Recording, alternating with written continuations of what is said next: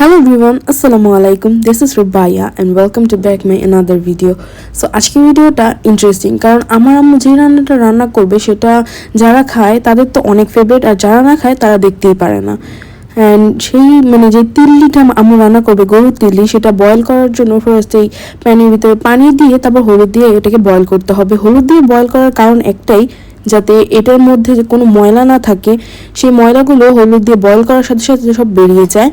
তারপর বয়েল করে একটা প্লেটের ভিতরে নিয়ে নিতে হবে।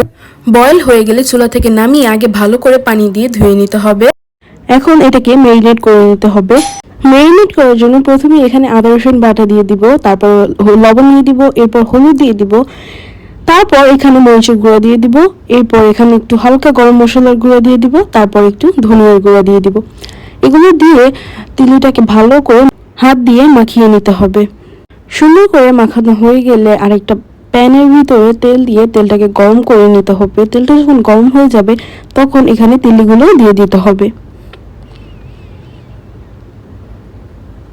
তিল্লিগুলোকে ভালো করে ঢাকনা দিয়ে ঢেকে সুন্দর করে ভেজে নিতে হবে, যাতে করে তিল্লিটা ভিতরেও সিদ্ধ হয়ে যায়।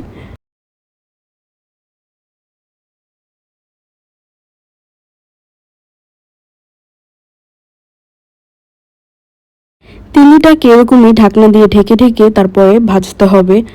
না হলে যদি ঢাকনা দিয়ে না ঢাকা হয় তাহলে বাইরের দিক দিয়ে একদম পুড়ে যাবে, ভিতরে কোনো সিদ্ধ হবে না।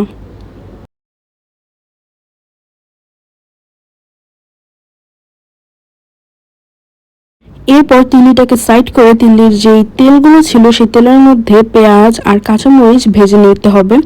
পেঁয়াজ আর কাঁচামরিচ ভাজলে তিল্লির সাথে খেতে এটা অনেক টেস্টি লাগে। এটা আপনি শুধু তিল্লি না, যে কোনো ভাজা মাছ দিয়ে আপনি এরকম করতে পারেন, যেরকম ইলিশ মাছ, তারপর চাপিলা মাছ, বা আপনারা যেসব মাছগুলো ভেজে ভেজে খান সেগুলো তো আপনার এরকম পেঁয়াজ আর মরিচটাকে ওই ভাজা তেলের ভিতরেই একটু হালকা লবণ আর হলুদ দিয়ে ভেজে নিলে তারপর আপনারা ভাত দিয়ে খেতে এত পরিমাণে টেস্টি লাগে, এটা আপনারা না খেলে একদমই বুঝবেন না। এটা মাস্ট হ্যাভ। তারপরে এটা যখন ভাজা হয়ে যাবে পেঁয়াজ আর মরিচ একসাথে, তারপরে তিল্লির সাথে পেঁয়াজ মরিচগুলো একসাথে হালকা একটুখানি সটে করে তারপরে নামিয়ে নিতে হবে।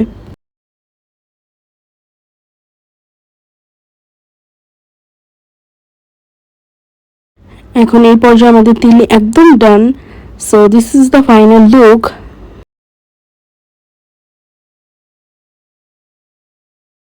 আজকের মতন এখানেই বিদায় নিচ্ছি। দেখা হবে অন্য কোনো ইন্টারেস্টিং ভিডিওতে। আশা করি ভালো থাকবেন, সুস্থ থাকবেন আর আমাদের জন্য দোয়া করবেন। আল্লাহ হাফেজ।